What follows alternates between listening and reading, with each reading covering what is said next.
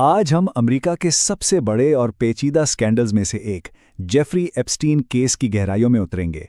ये सारी मालूमात पब्लिक रिकॉर्ड पर मबनी हैं। जरा इस जगह को देखिए। ये है Little Saint James, Jeffrey Epstein का अपना जाती जजीरा। पहली नज़र में तो ये बिल्कुल जन्नत लगता है ना? खूबसूरत साहिल, हर तरफ हरियाली और दुनिया के अमीर तरीन लोगों के लिए आलीशान विलाज, स्विमिंग पूल्स और हेलीपैड्स भी। लेकिन इस जन्नत के पीछे एक बहुत ही खौफनाक, एक अंधेरा जहन्नुम छुपा हुआ था। एक ऐसी हकीकत जिसकी वजह से मकामी लोग इसे मजाक में नहीं बल्कि संजीदगी से पेडोफाइल आइलैंड यानी बच्चों से ज्यादती करने वालों का जजीरा कहते थे। यहाँ कम उम्र लड़कियों को स्मगल करके लाया जाता और उनका जिनसी इस्तेहसाल किया जाता था। चलें, इस कहानी को शुरू से शुरू करते हैं। इस कहानी का मरकजी किरदार है जेफरी एप्स्टीन, एक आम सा स्कूल टीचर जो देखते ही देखते करोड़पति बना और फिर बिल क्लिंटन और डोनाल्ड ट्रंप जैसे ताकतवर लोगों का फाइनेंशियल एडवाइजर बन गया। और ये फहरिस्त यहीं खत्म नहीं होती। एप्स्टीन के जजीरे पर आने वालों और उसके दोस्तों में दुनिया की चंद सबसे बाअसर शख्सियात शामिल थीं। इससे अंदाजा लगाया जा सकता है कि इसका असर और रसूख कहां तक फैला हुआ था।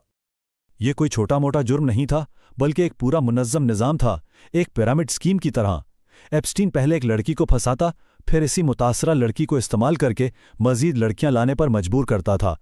इस तरह दर्जनों कम उम्र लड़कियों की स्मगलिंग का एक ना रुकने वाला सिलसिला बन गया था। ये एक ऐसा शैतानी निज़ाम था जो खुद अपनी बका के लिए मुतासरीन को ही शिकारी बना देता था। 2005 में जब एक 14 साला लड़की ने पुलिस में शिकायत दर्ज करवाई तो सिस्टम को पहली बार एप्स्टीन को रोकने का मौका मिला। मगर अफसोस, यहीं से इंसाफ की नाकामी की कहानी शुरू होती है।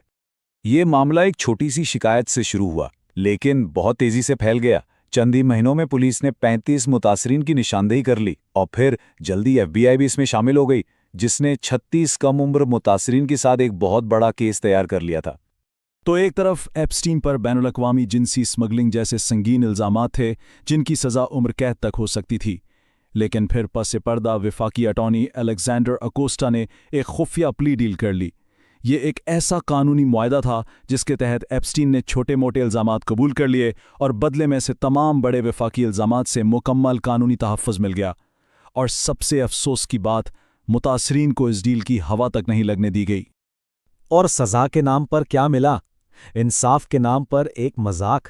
उसे सिर्फ 18 माह की सज़ा हुई, वो भी एक प्राइवेट जेल विंग में, जहां से उसे दिन में 12 घंटे अपने दफ्तर जाने की इजाज़त थी।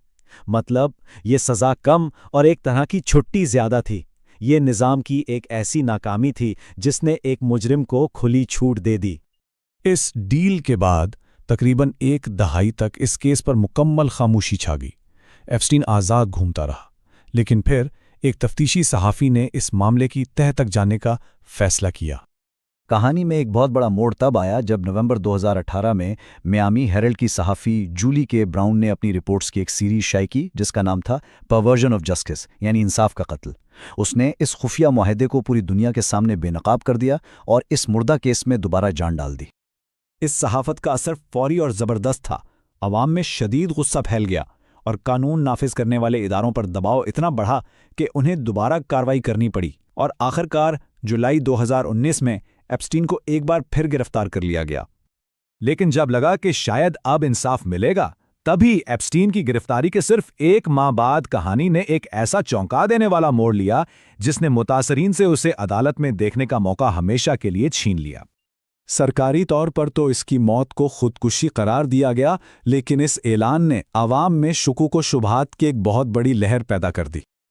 और यहीं से ये मशहूर जुमला निकला, एप्स्टीन ने खुदकुशी नहीं की। ये सिर्फ एक नारा नहीं था, बल्कि एक सकाफती रुझान बन गया। खास तौर पर डोनाल्ड ट्रंप के हामियों ने इस नज़रिए को बहुत फैलाया कि एप्स्टीन को इसलिए मरवाया गया क्योंकि उसके पास बिल क्लिंटन जैसे ताकतवर लोगों के राज थे। एप्स्टीन की मौत ने जवाबात का एक खला छोड़ दिया जो फौरन ही सियासी क़ियास आराइयों और साजिशी नज़रियात से भर गया। यूं ये स्कैंडल एक सियासी हथियार बन गया और एप्स्टीन फाइल्स 2024 के सदारती इंतखाबात का एक मरकजी मौजू बन गई।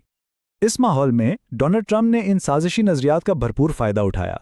उन्होंने अपने हामियों से वादा किया कि सदर बनते ही वो तमाम फाइल्स को आवाम के सामने लाएंगे, क्योंकि उनके हामियों का मानना था कि इन फाइल्स से ट्रंप के मुखालिफिन बेनकाब हो जाएंगे। लेकिन इलेक्शन जीतने के बाद सब कुछ बदल गया। ट्रंप इंतजामिया ने ड्रामाई तौर पर यू टर्न लिया और ऐलान किया कि कोई क्लाइंट लिस्ट मौजूद ही नहीं है और ये सारा मामला वक्त का ज़िया है। ट्रंप ने खुद इसे डेमोक्रेटिक पार्टी का एक ना खत्म होने वाला धोखा करार दे दिया। तो जब कुछ फाइल्स जो कि बहुत ज़्यादा एडिट शुदा थीं सामने आईं तो उनमें डोनाल्ड ट्रंप से मुताल्लिक कई परेशानकुन तफसीलात मौजूद थीं। इनमें एप्स्टीन के तैयारे में सफ़र से लेकर रेप जैसे संगीन इल्ज़ामात तक शामिल थे, जिन्हें ट्रंप इंतज़ामिया ने बाद में झूठा करार दे दिया था। आखिर में इस तमाम सियासी तूफान के बावजूद हकीकत यह है कि पूरी कहानी अब भी बड़ी हद तक एक राज है।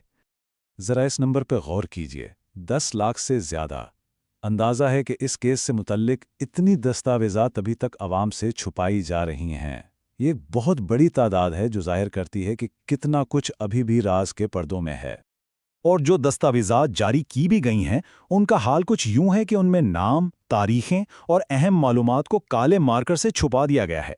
इससे ये वाज़ेह होता है कि जो कुछ दिखाया गया है उसे भी जानबूझकर अधूरा रखा गया है।